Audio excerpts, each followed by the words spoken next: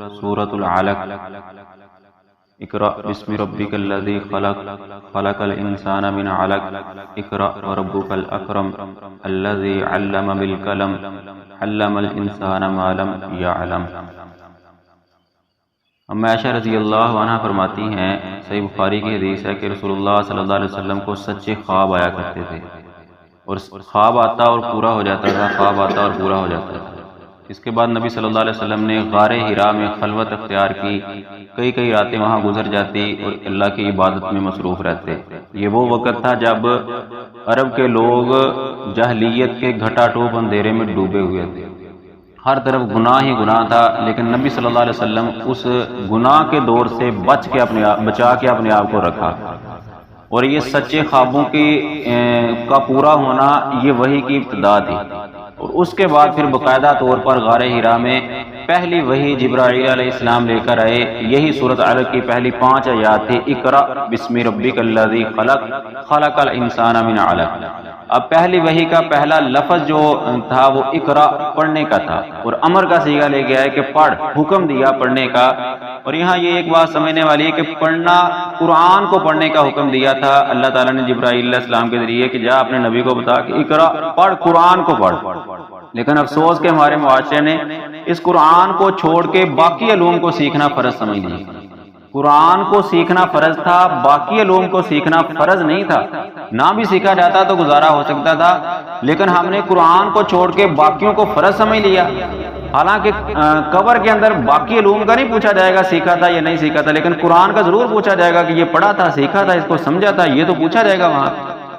اور اقرأ بسم ربک الذی خلق، اب پڑھنے کے ساتھ ہی اگلی بات جو کہی کہ اقرأ بسم ربک الذی خلق، اس رب کے نام کے ساتھ جس نے تجھے پیدا کیا۔ اب یہ بہت اقرأ بسم ربک الذی خلق، خلق الانسان من علق، جس نے تجھے انسان بنایا۔ اللہ اور بھی تو کچھ بنا سکتا تھا نا، کوئی اور مخلوق یہاں ہمیں بنا دیتا، اس میں کیا تھا؟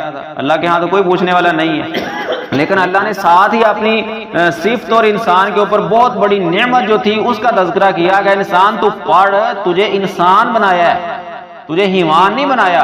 اگر تو قرآن کو چھوڑ دے گا تو اس کا مطلب ہے خود اللہ نے قرآن میں کہا اولئک الانعام بل هم اضل، اگر یہ قرآن نہیں پڑھتے، نہیں سمجھتے، قرآن پہ عمل نہیں کرتے، یہ تو جانور ہیں، بلکہ جانوروں سے بھی بدتر ہیں۔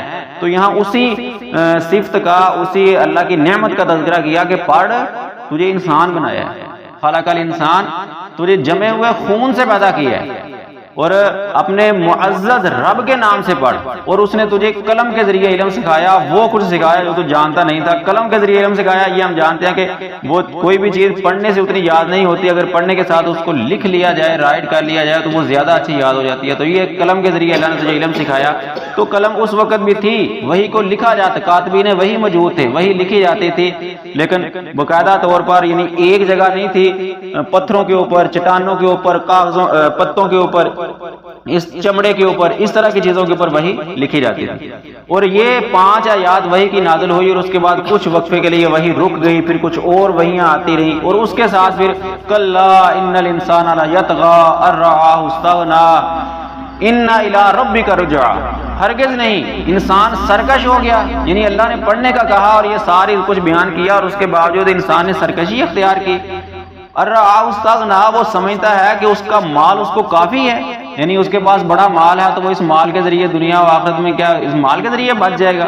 نہیں، اللہ کہتا ہے ان الی ربک رجعا، یہ دنیا تب مال تب تک ہے جب تک تیرے پاس دنیا ہے، تجھے اللہ ہی کی طرف لوٹ کے آنا ہے۔ جب اللہ کی طرف لوٹ کے آئے گا تو پھر وہاں یہ مال کام نہیں آئے گا، اگر تو نے اس مال کے ذریعے اللہ کے ہاں بغاوتیں کی، سرکشیاں کی۔ اس کے آگے سورت کے اینڈ تک ایک واقعہ بیان کیا۔ ابو جہل جو تھا یہ نبی صلی اللہ علیہ وسلم کو نماز پڑھنے سے روکا کرتا تھا، تو اس کے بارے میں کہا ارائیت الذی ینہا، کیا تو نے دیکھا ہے وہ شخص جو روکتا ہے عبدا اذا صلی، اس بندے کو جب وہ نماز پڑھتا ہے۔ وہ پوچھا کرتا تھا لوگوں سے کیا تم نے محمد کو پیشانی زمین پہ لگاتے ہوئے دیکھا ہے؟ لوگ کہتے ہیں ہاں ہم نے دیکھا ہے، وہ سجدہ کرتا ہے۔ کہا اچھا پھر میں اس کا برا کروں گا۔ تو وہ ایک دفعہ آیا مسجد خانہ کعبہ میں آیا تو یہ نماز پڑھ رہے تھے نبی صلی اللہ علیہ وسلم، تو آگے بڑھا، نبی صلی اللہ علیہ وسلم کو کچھ سزا دینے کے لیے یا مارنے کے لیے آگے بڑھا، تو اچانک اپنی ایڑیوں پہ واپس پلٹ گیا۔ تو لوگوں نے پوچھا کیا معاملہ ہے، واپس کیوں پلٹا ہے؟ تو کہتا میں نے اپنے آگے آگ کی خندق دیکھی ہے، یعنی اس کے آگے اللہ نے آگ کی خندق بنائی کہ اگر تو اس نبی تک پہنچا، اس کو سجدے سے اٹھانے کی کوشش کی، نماز سے پڑھنے کے منع کیا تو تجھے آگ میں گرا دیں گے، لیکن اس کے باوجود وہ ظالم تھا، باز نہیں آتا تھا منع کرنے سے، اور ہدایت بھی نہیں آ سکی اس کو، ابو جہل کو۔ بہرحال اللہ نے پھر اس کے کہا کہ کیا وہ نہیں سمجھتا کہ جس کو منع کر رہا ہے وہ متقی ہے، پرہیزگار ہے، اللہ کی عبادت کرنے والا ہے، اور جو منع کرنے والا ہے وہ تو جھٹلانے والا ہے، وہ تو جھوٹا آدمی ہے، ابو جہل کے بارے میں جھوٹا آدمی ہے۔ الم یعلم ان اللہ یرا، کیا وہ جانتا نہیں ہے، وہ دیکھتا نہیں ہے کہ اللہ دیکھ رہا ہے، وہ جو کچھ کر رہا ہے، جو پلاننگ بنا رہا ہے، جو منصوبہ بنا رہا ہے، جو نماز سے منع کرنے کا کہہ رہا ہے، اللہ اس کو دیکھ رہا ہے۔ الم یعلم ان اللہ یرا ان لم ینتہی لنسفعا بالناصیہ، اگر وہ باز نہ آیا تو ہم اس کو پیشانی کے بالوں سے گھسیٹ کے جہنم میں پھینک دیں گے۔ تو یہ خطاب ابو جاہل کو تھا، لیکن قرآن کا یہ اسلوب ہے کہ جس موقع پہ جس کے لیے نازل ہوتا تھا اس کے لیے بھی ہوتا تھا، اور اس کے علاوہ عام پوری امت محمدیہ کے لیے بھی یہ پیغام ہوتا تھا کہ اگر تم نے کسی کو نماز سے روکا، دین کے احکام سے روکا، دین سے منع کیا، تو پھر یاد رکھنا الم یعلم ان اللہ یرا، اللہ بھی دیکھ رہا ہے۔ اللہ کے سی سی ٹی وی کیمرے جگہ جگہ لگے، جیسے انسان ہے دنیا میں کہیں کیمرہ لگا ہو تو بڑا محتاط رہتا ہے کہ یہاں کچھ چوری نہیں کرنی، یہاں کوئی غلط حرکت نہیں کرنی، سی سی ٹی وی کیمرہ لگا ہوا ہے، میری ویڈیو بن جائے گی، میں ریکارڈ میں آ جاؤں گا۔ اور بھائی اللہ کے سی سی ٹی وی کیمرے ہر جگہ لگے ہوئے ہیں، یہ دیواریں، درخت، زمین، یہ سارے اللہ کے لشکر ہیں، یہ اللہ کے سی سی ٹی وی کیمرے ہیں۔ قیامت کے دن یہ زمین بول کے بتائے گی کہ میرے اوپر یہ گناہ ہوئے تھے، ہر چیز بول کے بتائے گی کہ انسان نے میرے ساتھ یہ کیا، حتیٰ کہ اس سے بڑھ کے کیا کر سکتا ہے انسان کے کندھوں پہ دو بیٹھے ہوئے کرامن کاتمین، یہ اللہ کے کیمرے ہیں۔ اس کی ایک ایک چیز، جہاں مرضی انسان چھپ جائے، جہاں مرضی زمین کی گہرائیوں میں چلے جائے، پہاڑوں کی بلندیوں پہ چڑھ جائے، پانیوں کی گہرائیوں میں چلا جائے، جہاں مرضی چلا جائے، یہ کرام الکاتبین تو اس کے ساتھ ہی ہیں، یہ تو جدا نہیں ہو سکتے۔ تو یہ ہر چیز لکھ رہے ہیں۔ الم یعلم ان اللہ یرا، کیا وہ جانتا نہیں ہے کہ اللہ اس کو دیکھ رہا ہے؟ لئن لم ینتہی لنسفعا بالناصیہ، اگر وہ باز نہ آیا ان حرکتوں سے، دین پر عمل کرنے سے، اور لوگوں کو دین سے جو منع کرتا ہے، اگر اس سے باز نہ آیا تو ہم اس کو پیشانی کے والوں سے پکڑ کے اس کو جہنم میں ڈال دیں گے۔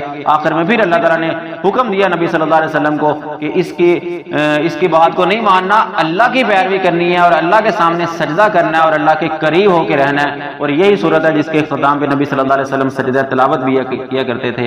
اللہ تعالیٰ ہمیں قرآن کو سمجھ کے اس پر عمل کرنے کی توفیق عطا فرمائے۔ وما علیہ الا البلاغ۔